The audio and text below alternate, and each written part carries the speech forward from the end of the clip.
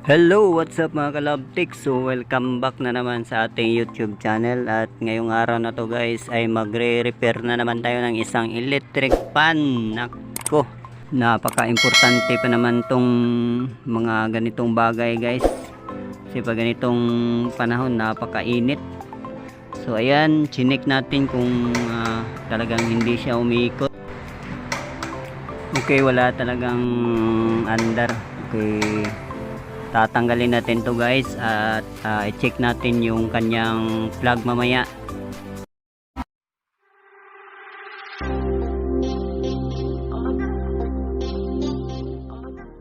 Ayan, so nandito pala tayo sa isang bakery guys.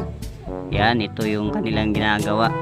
Okay, ayan yung mga tinapay na ginagawa nila guys. Ito yung mga master dito boss. Okay lang boss. Ito yung mga puging master dito guys. Yan pa yung isa. Yan, Banggitan na bakery boss. Yan, sayo to. Huwag kayong mag-alala mga master. Ayusin natin to yung mga hangin ninyo dito, para hindi napawisan yung mga bayag nyo dito guys. Tatanggalin lang natin nyo guys para ma-check natin kung anong sira nito. Yan ang sira. Yan o. Ito na boss. Para may hangin kayo mamaya boss, ayusin natin to.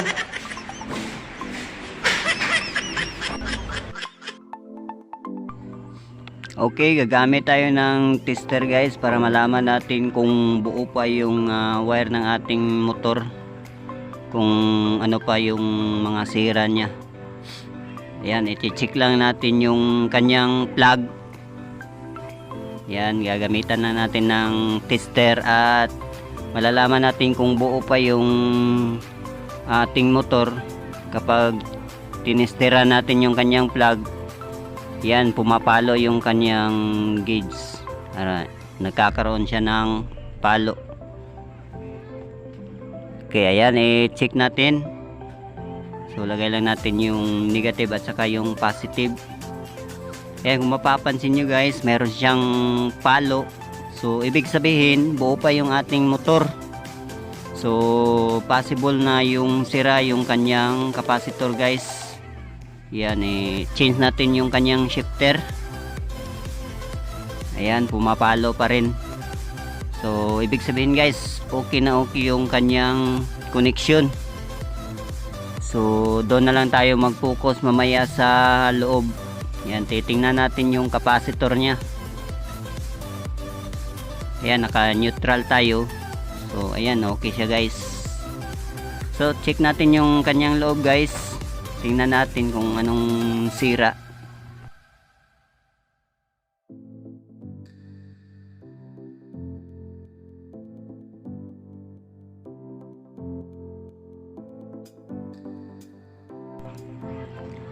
So ito na yung loob ng ating electric fan guys, at nalaman natin na mayroon na pala siyang jumper.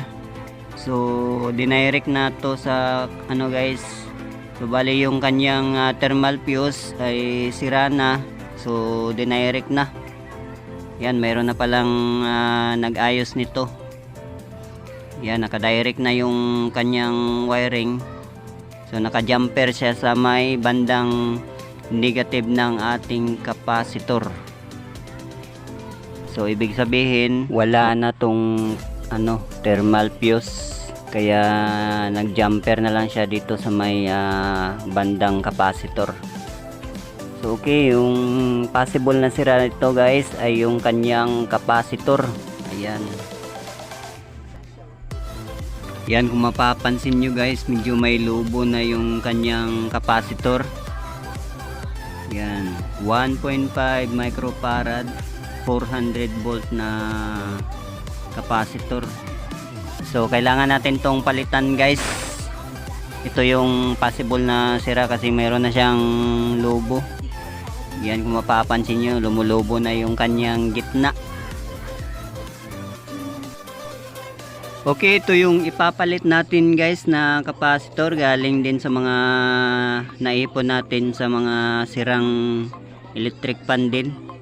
So pareha lang sila ng ano guys, 1.5 microfarad din at saka 400 volt. So okay na to guys. So ito yung ipapalit natin.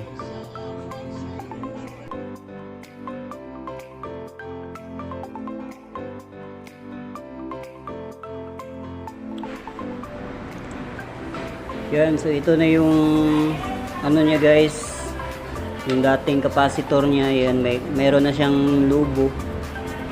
Yan, mayroon na ditong lubo konti guys. So kapag ganito yung capacitor ng ating electric fan, so possible na sira na siya guys.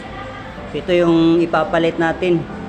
Yan, same lang sila ng ano, 1.5 microfarad. Yan, 400 volt.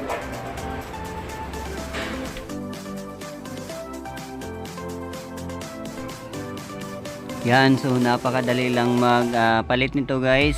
So mayroon naman siyang color coding. Yung ibang mga capacitor guys, walang color coding, black lang siya lahat. Actually yung mga capacitor guys, wala yung polarity, kaya pwede siyang magkabaliktaran. Pero sundin lang natin sa ngayon kasi mayroon siyang color coding. So yung pula ilagay natin sa pula at saka yung itim na wire doon din sa itim. At saka pagkatapos nating pagdikitin yung mga wire, huwag nating kalimutan na maglagay ng electrical tape para safe yung ating ginagawa.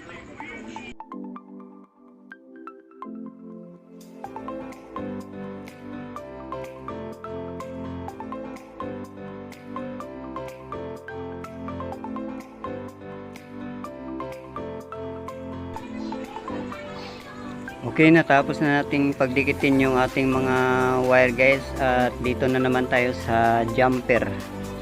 So mayroon ditong jumper papunta sa negative ng ating capacitor or dito sa bandang black na wire. Yan yung jumper guys, ginagawa yan pag sira na yung kanyang thermal fuse, saka nagja-jump na lang doon sa may bandang capacitor. Yan, lalagyan din natin ng scotch tape para safe yung ating ginagawa.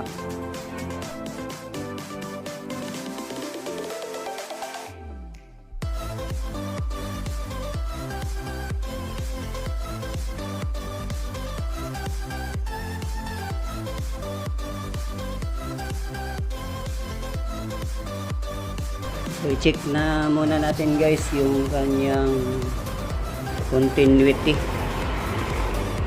Yan, titingnan natin kung pumalo siya.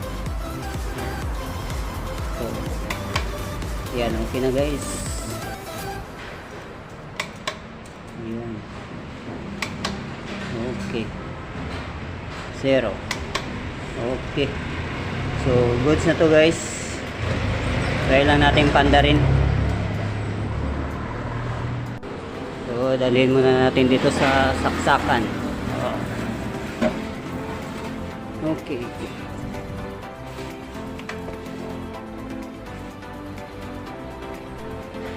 Yan. Okay na, nakasaksak na yung kanyang power. Naka-plug na. Ayan, okay guys. Okay, so ganyan lang kadali guys mag-ayos ng mga ganitong sira ng inyong electric fan. So kayang-kaya nyo yan guys, ayusin kahit na kayo-kayo lang. Sundin nyo lang yung mga nasa video natin. Yan, marami tayong mga tutorial dyan. So maraming salamat sa panonood, at kung bago ka pa lang sa aking YouTube channel, huwag kalimutang mag-subscribe at i-hit mo yung notification bell para updated ka sa mga bagong tutorial na ginagawa natin guys. At mayroon din po tayong Facebook page, Ron Lovestick PH. Ayan, huwag nyo rin kalimutang i-follow at i-like. Yan, maraming salamat talaga sa mga suporta nyo guys. So okay na to guys, ibalik na natin doon sa kanyang lagayan at magkaroon na ng hangin yung mga beaker na yun. Okay na guys. Okay na guys, hindi na kami palikon. Oh. Sana tuloy-tuloy Goods na na. eh. Goods na boss. Sana tuloy-tuloy na to hanggang Oh. Oh, goods na boss. hanggang apo. Hindi na paningto yung mga itlog ninyo. Number 1 lang. Oh. Okay. Oh. Lagyan na namin yung number 1 kasi number 2, mahirap na. Nakapunta na sa number 3. Okay na boss. Okay. Okay. Insert. May natikpan pa kami doon sa bahay. Sana magawa mo ba ito? Magawa mo 3.